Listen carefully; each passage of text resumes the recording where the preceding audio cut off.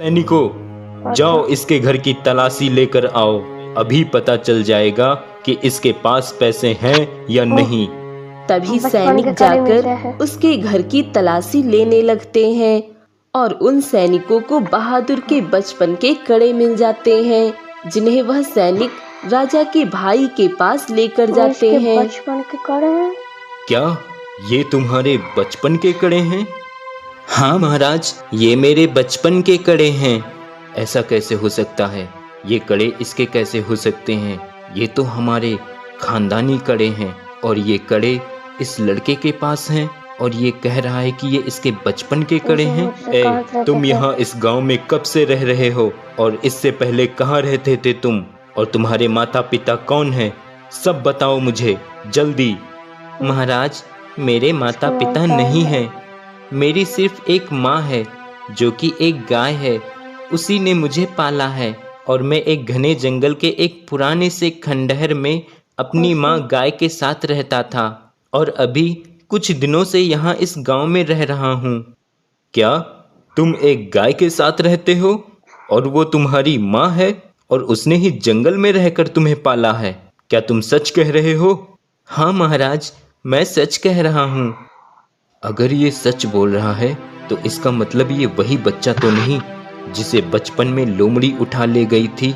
अगर ये वही बच्चा है तो इससे पहले कि ये बात किसी को भी पता चले, इस लड़के का कुछ करना होगा।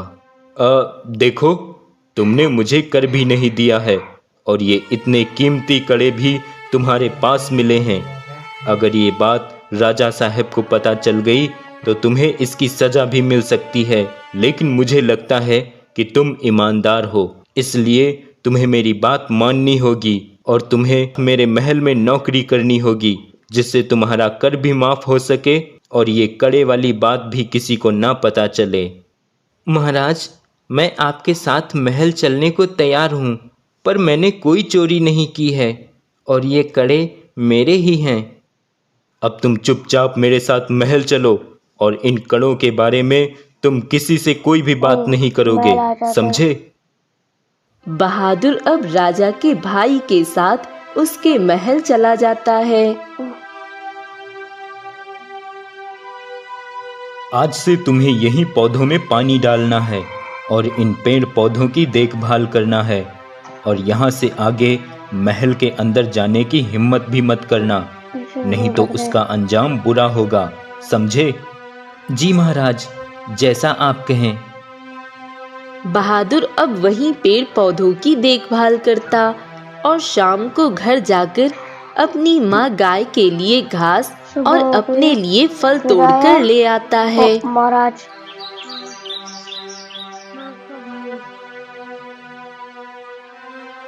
अब मुझे इस लड़के का बंदोबस्त करना होगा, वरना ये लड़का मेरे गले की हड्डी बन जाएगा।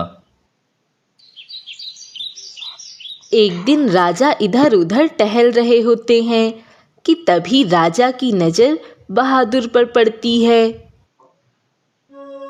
कौन हो तुम? पहले तो कभी नहीं देखा तुम्हें यहाँ। महाराज, मैं यहाँ नया आया हूँ। अच्छा, ठीक है। यहाँ पे कुछ बताया है महाराज को?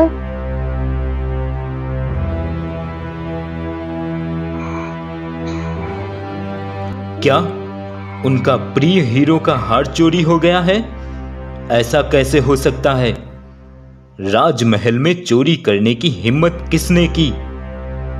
मंत्री जी, आप जल्द से जल्द पता लगाइए कि इस महल में वो कौन है जिसे अपनी जान प्यारी नहीं। जी महाराज, मैं पता लगाता हूं। महाराज, मैंने उस नए नौकर बहादुर को महारानी के कक्ष से कुछ लेकर जाते हुए देखा था। मुझे लगता है वो महारानी का हीरो वाला हार ही था, क्योंकि उसने उसको छुपा कर रखा था और वो जल्दी जल्दी से जा रहा था। क्या ये उस नए लड़के नौकर की करामात है? तो फिर जाओ, उसे मेरे पास लेकर आओ। तभी सैनिक बहादुर को राजा साहब के पास लेकर आता है। ऐ लड़के, क्या तुझे जरा सा भी डर नहीं लगता? कि तू इस महल में चोरी करेगा और किसी को पता भी नहीं चलेगा। तूने महारानी का जो हीरो का हार चोरी किया, जल्दी से बता दे वो कहाँ छुपाया है, नहीं तो हम तुम्हें कड़ी से कड़ी सजा देंगे। महाराज, मुझे किसी हार के बारे में कुछ नहीं मालूम और मैंने कोई हार चोरी नहीं किया है। महाराज, मैं तो पेड़ पौधों में पानी डालना व उनकी देखभाल करने के अलावा महल के भीतरी हिस्से में कदम भी नहीं रखता हूँ, तो मैं महारानी का हार कैसे चोरी कर सकता हूँ? सैनिकों, जाओ इसकी झोपड़ी की अच्छी से तलाशी लेकर उस चोरी किए हुए हार को लेकर आओ। इसने वो हार अपनी झोपड़ी में ही छुपा कर रखा होगा। सैनिक अब जाकर उसकी झोपड़ी में देखते हैं। तभी उन्हें वहाँ एक राजसी संदूक दिखाई देता है जिसमें वह हीरो का हार रखा होता है, जिसे वह सैनिक राजा के पास ले जाकर पेश कर देता है।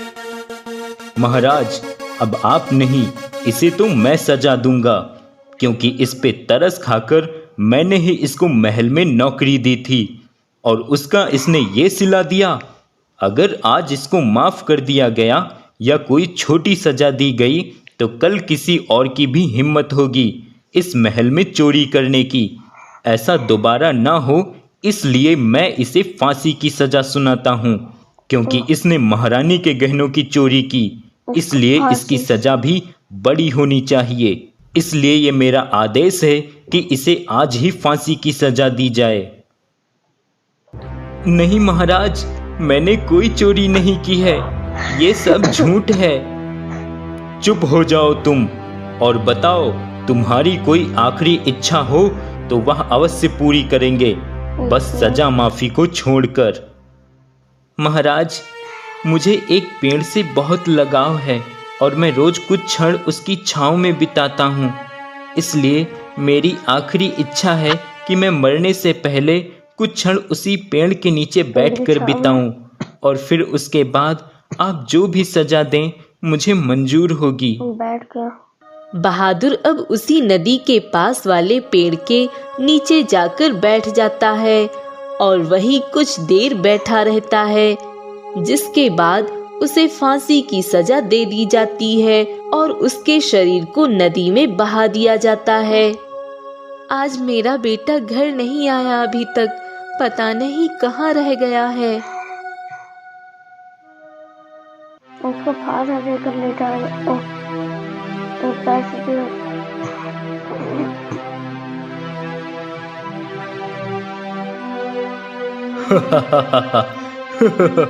ये तुम्हारा इनाम है, रख लो। आज मैं बहुत खुश हूँ, मेरे रास्ते का कांटा जो निकल गया है। उस लड़के ने अचानक आकर मेरी नींद ही हराम कर दी थी। अच्छा हुआ मैंने उसको रास्ते से हटा दिया, वरना कहीं अगर मेरे बड़े भाई को पता चल जाता कि ये लड़का उनका ही बेटा है जिसे बचपन में लोमड़ी उठा ले गई थी, तो ये सारा राजपाट उसी जंगली लड़के का हो जाता और मैं खाली हाथ तमाशा देखता रह जाता। इसीलिए मैंने ये सारा जाल बिछाया ताकि उस लड़के को इस महल में लाकर उसको किसी बड़े इल्जाम में फंसाकर उसको खत्म करवा सकूं। और देखो, मैंने उसको फांसी की सजा दे ही दी। क्या उस लड़के को फांसी की सजा हो गई? ये क्या? ये तो बहुत ही गलत हुआ है। अब बेचारी उस गाय का क्या होगा? बेचारा नादान लड़का बेवजह ही मारा गया।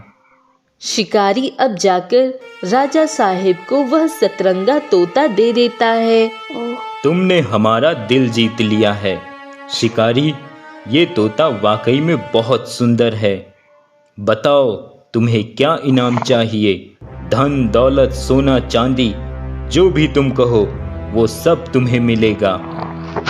महाराज, क्षमा चाहूँगा, मुझे धन दौलत सोना चांदी नहीं चाहिए। महाराज, अगर आप मुझे कुछ दे सकते हैं तो मुझे इंसाफ दे दीजिए। क्या इंसाफ? कैसा इंसाफ। महाराज, क्या आप जानते हैं कि जिस लड़के को आपने फांसी दी है वो कौन था? उसके बारे में आपको कुछ मालूम है? नहीं, मुझे नहीं पता वो लड़का कौन था और उसके बारे में मुझे कुछ भी नहीं मालूम है। उसने महारानी का हार चुराया था, जिसके बदले में मेरे छोटे भाई ने उसे फांसी की सजा सुनाई ताकि दोबारा कोई ऐसी हरकत ना करे इस महल में। लेकिन तुम ये सब क्यों पूछ रहे हो? महाराज, जिसे आपके दरबार में फांसी दे दी गई वो लड़का चोर नहीं, वह आपका ही पुत्र था, जिसे बचपन में एक लोमड़ी उठा ले गई थी और उस बच्चे को उस लोमड़ी से बचा के एक गाय ने उसे पाल पोस कर बड़ा किया था। और कुछ दिनों पहले ही वह दोनों जंगल छोड़कर पास के एक गांव में रहने आए थे, जिसे आपके ही भाई छोटे महाराज ने पहचान लिया और अपने रास्ते से हटाने के लिए एक सैनिक को रुपयों का लालच देकर उसके साथ मिलकर उस लड़के के खिलाफ साजिश रच के उसको फांसी की सजा दे दी, ताकि इस राज्य के अगले राजा आपके भाई बन सकें। महाराज, मैं चाहता हूँ आप मेरे साथ चलकर उस गाय से जरूर मिले जिसने उस लड़के को पाला था। राजा तुरंत उस शिकारी के साथ बहादुर के घर पर पहुंच जाता है और तभी वह गाय राजा को सारी बात बताती है। गाय की बात सुनकर राजा के पैरों तले जमीन खिसक जाती है और वह बहुत दुखी हो जाता है। ये क्या अनर्थ हो गया? मेरे ही दरबार में मेरे ही बेटे को फांसी की सजा हो गई और मैं देखता रहा, अपने बेटे को पहचान भी ना सका और मेरे ही भाई ने मेरे बेटे की जान ले ली। अब मैं बलवीर को उसके गुनाहों की सजा देकर ही रहूंगा।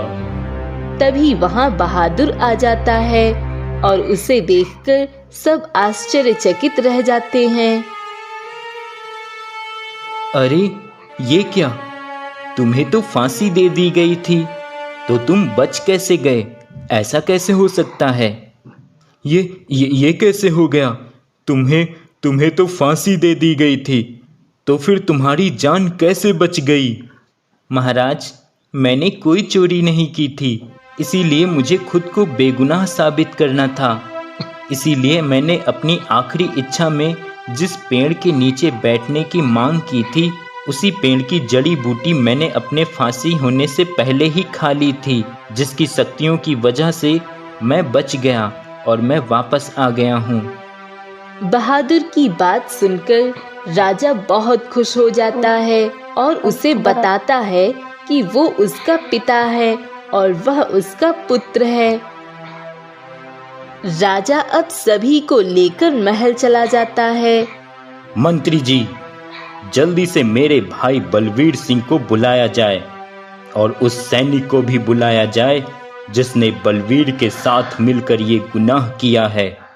मंत्री बलवीर सिंह और उस सैनिक को दरबार में बुलवा लेता है, जहां बलवीर सिंह बहादुर को देखकर हैरान रह जाता है और अपने भाई को क्रोधित देखकर अपना सारा गुनाह मान लेता है और बहादुर के बचपन के कड़े भी राजा को मिल जाते हैं।